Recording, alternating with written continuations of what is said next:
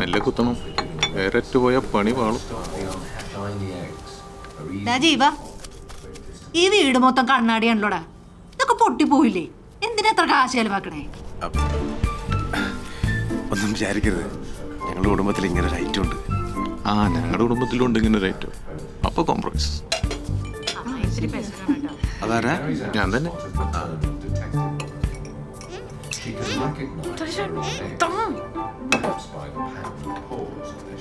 മതി അമ്മ മധുരം കഴിച്ചാൽ, അല്ലെങ്കിൽ ഇൻസുലിൻ കുടിക്കേണ്ടി വരും കേട്ടോ. ഓ, മരുമോള് ഭരണം തുടങ്ങിയല്ലോ റീത്താമ്മേ. നീ എന്റെ തീറ്റയുടെ കാര്യം നോക്കാതെ നീ വല്ലത് കഴിക്കാൻ നോക്ക്. കണ്ടാ പറയുകയല്ല 25 വയസ്സായി. അത് ശരിയാ, ഈ ശരീരം വെച്ചോള് പ്രസവിച്ച ഇവിടെ ആത്മാവ് വരെ പുറത്തു വരും. എടി, ഇക്കാലത്ത് പ്രസവിക്കാൻ വലിയ കരുത്തൊന്നും വേണ്ടടി. വേദനയില്ലാതെ പ്രസവിക്കാൻ എന്തെല്ലാം മാർഗങ്ങളുണ്ട്. നീ പേടിക്കണ്ടടി മോളെ. എനിക്ക് പേടിയൊന്നുമില്ല. ആ, ഞാൻ പറഞ്ഞില്ലേ മോക്ക് പേടിയില്ലെന്ന്. അതിന് ഞാൻ പ്രസവിക്കുന്നില്ല. എന്നതാ നീ പറഞ്ഞത്? നീ പ്രസവിക്കത്തില്ലെന്നോ? ആ, എന്റെ കർത്താവേ, ഇവക്ക് ഇങ്ങനെ ഒരു കുഴപ്പമുണ്ടായിരുന്നോ? അമ്മച്ചി, അവൾ ഉദ്ദേശിച്ചത്. നീ ഉണ്ടായിട്ടാ വിൻസെന്റെ, ഈ കൊച്ചിന് ഇങ്ങനെ ഒരു കുഴപ്പമുണ്ടെന്ന് അറിഞ്ഞോട്ടാണോ താൻ ഇവിടെ എന്റെ മോന്റെ തലയെ കെട്ടിവെക്കാൻ നോക്കി? അയ്യോ റീതാം, ഇത് റീതാം ഉദ്ദേശിക്കുന്ന പ്രശ്നമൊന്നുമല്ല. അല്ലേ, പ്രസവിക്കാത്തത് പ്രശ്നമൊന്നും അല്ലെന്നോ? ഓ എന്റെ കർത്താവേ, എന്റെ മോളെ ഏതെങ്കിലും ഡോക്ടറെ കാണിച്ചോ നീ? എന്നതാ അതിന്റെ പ്രശ്നം? യൂട്രസിനോ മറ്റോ ആണോ കുഴപ്പം? ആ, കണ്ട ബ്രോയിലർ ചിക്കനൊക്കെ കഴിച്ചിട്ടേ നാട്ടിലെ സകല പെണ്ണുകൾക്കും കുഴപ്പാ. ഇത് നിങ്ങൾ പറയണ പോലെ യൂട്രസിന്റെ സെർവിക്സിന്റെ പ്രശ്നമല്ല. ഇത് എന്റെ അല്ല, ഞങ്ങളുടെ തീരുമാനമാണ് കുട്ടികളെ വേണ്ടെന്നുള്ളത്. അല്ല, ഇതൊക്കെ കല്യാണം കഴിഞ്ഞ പാടെ എല്ലാരും പറയുന്ന കാര്യമില്ലയോ? ഇതൊക്കെ അങ്ങ് ശരിയായിക്കോളൂന്നേ. എന്റെ കർത്താവേ, അയ്യോ, എനിക്കിതൊന്നും താങ്ങാൻ മേലായേ മാതാവേ. അമ്മ, ഇതിപ്പോ കല്യാണം കഴിഞ്ഞ ആദ്യത്തെ ആഴ്ച തീരുമാനിക്കേണ്ട കാര്യമൊന്നും അല്ലല്ലോ. ഇവർക്കിപ്പോ കരിയറും കാര്യങ്ങളും ഒക്കെ ആയിരിക്കില്ലേ ഇമ്പോർട്ടന്റ്. അതൊക്കെ മാറുന്ന ഒരു കാലത്ത് മതി. പഴയ കാലമൊന്നും അല്ലല്ലോ ഇപ്പോ. എടാ ജീവ, നിനക്കും കൊച്ചുങ്ങൾ വേണ്ടെന്നാണോ? അമ്മച്ചി, ഈ വിഷയം നമുക്ക് തൽക്കാലം ഇവിടെ വെച്ച് നിർത്താം. കൊച്ചുങ്ങളെ വളർത്തുന്നൊക്കെ ഉത്തരവാദിത്തമുള്ള കാര്യമാണ്. പക്ഷെ ഞങ്ങൾക്കിപ്പോൾ അതിനെക്കാട്ടിലും വലിയ കാര്യങ്ങൾ ചെയ്യാനുണ്ട്. പിന്നെ വലിയ ഉത്തരവാദിത്വം. കൊച്ചുങ്ങളെ പിറന്നത് നോക്കുന്നൊക്കെ അവളല്ലയോടാ. നിനക്ക് എന്നാ ഉത്തരവാദിത്വം? നിനക്ക് വൈകുന്നേരം വന്ന് ആ കൊച്ചുങ്ങളും ഒക്കെ ആയിട്ട് ഒന്ന് കളിച്ചും ചിരിച്ചും ഒക്കെ ഇരിക്കുക, അല്ലാതെ തന്നെ. അതെ, കൂടുതൽ ഉത്തരവാദിത്തം ആൾക്ക് തന്നെയാണ്. അതുകൊണ്ട് തന്നെ ഫൈനൽ ഡിസിഷൻസ് ആരുടെയാണ്. ആ, ഇത് പ്രശ്നം യൂട്രസിന്റെ അല്ല, ഇത് മറ്റേതാണ്, ഫെമിനിസം.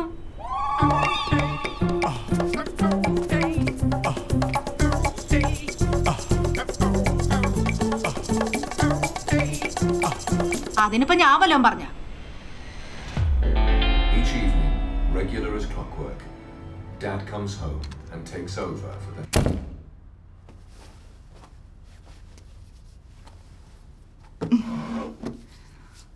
മോളെ, ഞാൻ ഇതുവരെ നിന്നോട് ഇതൊന്നും പറഞ്ഞിട്ടില്ല. എനിക്ക് 18 വയസ്സുള്ളപ്പോഴാണ് എൻ്റെ അമ്മ മരിക്കുന്നത്. ഭയങ്കര സങ്കടമായിരുന്നു. ഇടയ്ക്കിടയ്ക്ക് ഞാൻ എൻ്റെ അമ്മേനെ സ്വപ്നവും കാണുമായിരുന്നു. നീ ജനിച്ചു കഴിഞ്ഞപ്പോഴേ എല്ലാരും പറഞ്ഞു ഈ കണ്ണും മൂക്കും ഒക്കെ എൻ്റെ അമ്മനെ പോലെയായിരുന്നു. പക്ഷെ എനിക്കത് നീ വളരുന്നത് വരെ തോന്നിയിട്ടില്ല.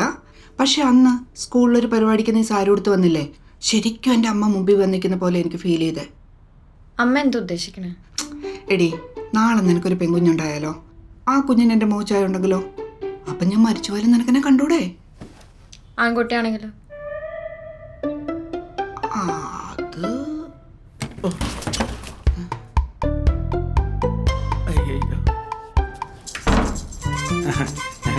ആയിക്കോട്ടെ. അതെ, ഞാൻ അപ്പോഴേ പറഞ്ഞായിരുന്നു ഈ സീനൊന്നും എൻ്റെ മോളുടെ അടുക്കെ വർക്കൗട്ട് ആവില്ലെന്ന്. പോട്ടെ, ട്രെയിൻ മിസ്സാവും. അതാ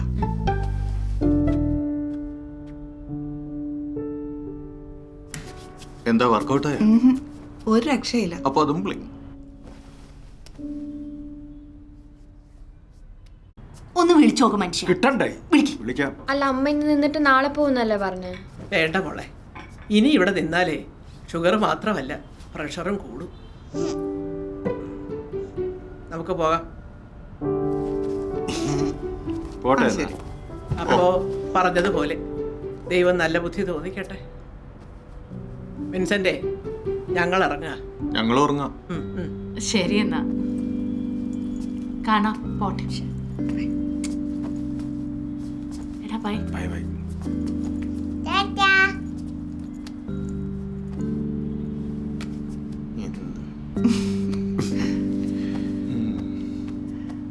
അപ്പൊ ഞങ്ങൾ ഇറങ്ങട്ടോ. ശരി. ആ നമുക്ക് പോവാം. പോട്ടെ മോനെ. ഓ അമ്മ ഇറങ്ങാട്ടോ. പോട്ടെ മോനെ.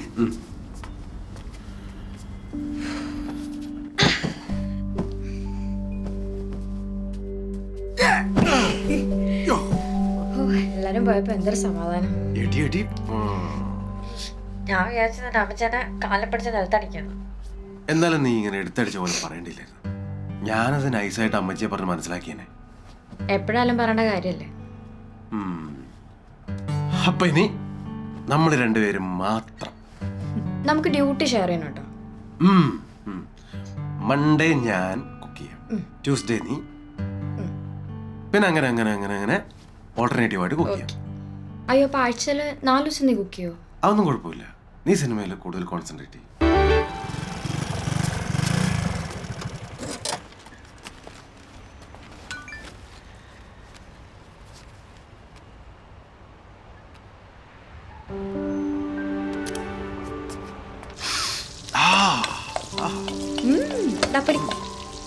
അപ്പൊ സിനിമ ചിയേഴ്സ്. ഒന്ന് വേഗം ആക്കിയേ. 5 minutes.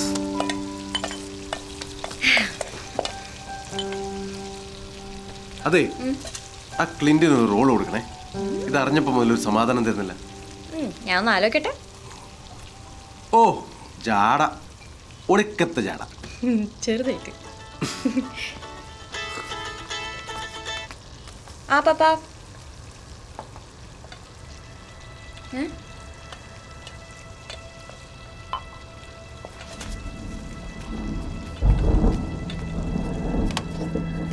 പന്ത്രണ്ട് വർഷം മുൻപുള്ള മീറ്റു കേസിൽ സിനിമാ നിർമ്മാതാവ് അറസ്റ്റിൽ.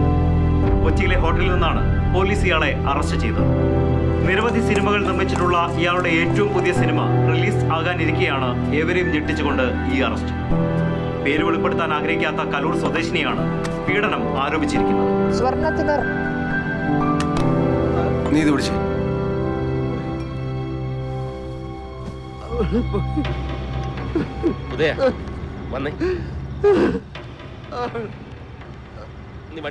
അതാണ്